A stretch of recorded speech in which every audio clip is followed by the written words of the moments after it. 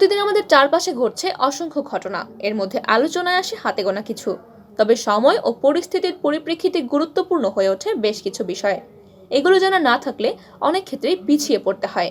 এ কারণে বিশ্বের বিভিন্ন প্রান্তে ঘটে যাওয়া নানা ঘটনা থেকে সংক্ষেপে গুরুত্বপূর্ণ কিছু সংবাদ থাকছে বাংলাভিউয়ের দর্শকদের জন্য। জাতিসংঘে ফিলিস্তিনের পক্ষে ভোট দিল বাংলাদেশ। মধ্যপ্রাচ্যের ইহুদিবাদী রাষ্ট্র ইসরায়েল 5 দশক ধরেই অবৈধভাবে দখল করে রেখেছে ফিলিস্তিনের বেশ কয়েকটি অঞ্চল।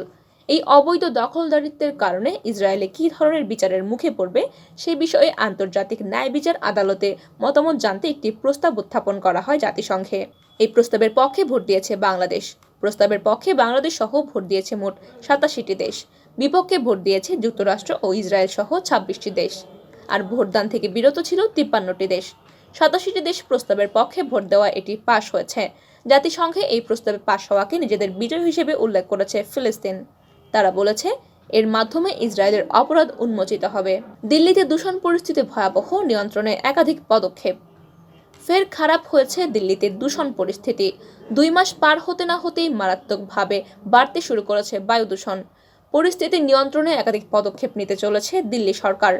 বায়ুর গুণমান খারাপের দিকে যেতেই সাধারণ মানুষকে বাইরে না বেরিয়ে বাড়ি থেকে কাজ করার নির্দেশ দেওয়া হয়েছে। আর বাইরে গেলেও নিজেদের গাড়ি ব্যবহার না করে একসঙ্গে অনেকে যেতে পারে এমন গাড়ি ভাড়া করে ব্যবহারের নির্দেশ দেওয়া হয়েছে।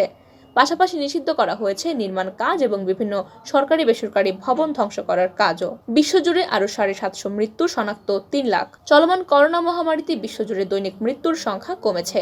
একই সঙ্গে আগের দিনের তুলনায় কমেছে নতুন শনাক্ত রোগীর সংখ্যাও।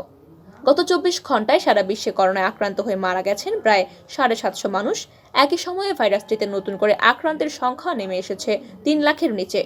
এদিকে গত 24 ঘন্টায় বিশ্বজুড়ে সবচেয়ে বেশি সংক্রমণ ও প্রাণহানির ঘটনা ঘটেছে জাপানে।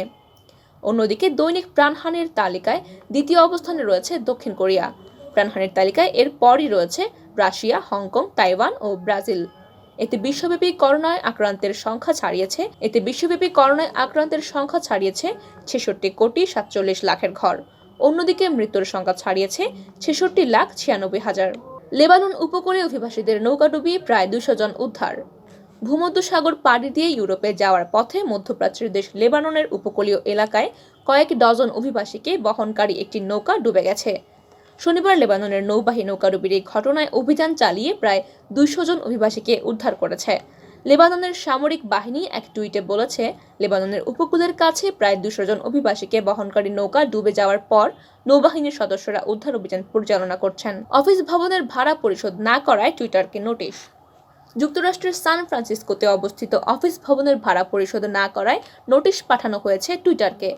মার্কিন প্রভাবশালী সংবাদ মাধ্যম ব্লুমবার্গ জানিয়েছে, যুক্তরাষ্ট্রের ক্যালিফোর্নিয়া রাজ্যের সান ফ্রান্সিসকোতে অফিস কার্যক্রম চালাতে $1,36,250 ভাড়া দিতে হয় জনপ্রিয় এই সামাজিক যোগাযোগ মাধ্যমটিকে। কিন্তু তারা এই ভাড়া পরিশোধ করেনি। সান ফ্রান্সিসকোর হ্যাডফোর্ড ভবনের 30 তলায় টুইটারের অফিস অবস্থিত। ভবনটির মালিক কলম্বিয়া রেড 650 ক্যালিফোর্নিয়ার LLC গত 16 ডিসেম্বর টুইটারকে নোটিশ পাঠায়। নোটিশে বলা হয়, যদি 5 দিনের মধ্যে ভাড়া পরিশোধ না করা হয় তাহলে তাদের খেলাপি হিসেবে বিবেচনা করা হবে। নোটিশ পাঠানোর পরও টুইটার ভাড়া পরিশোধ করেনি।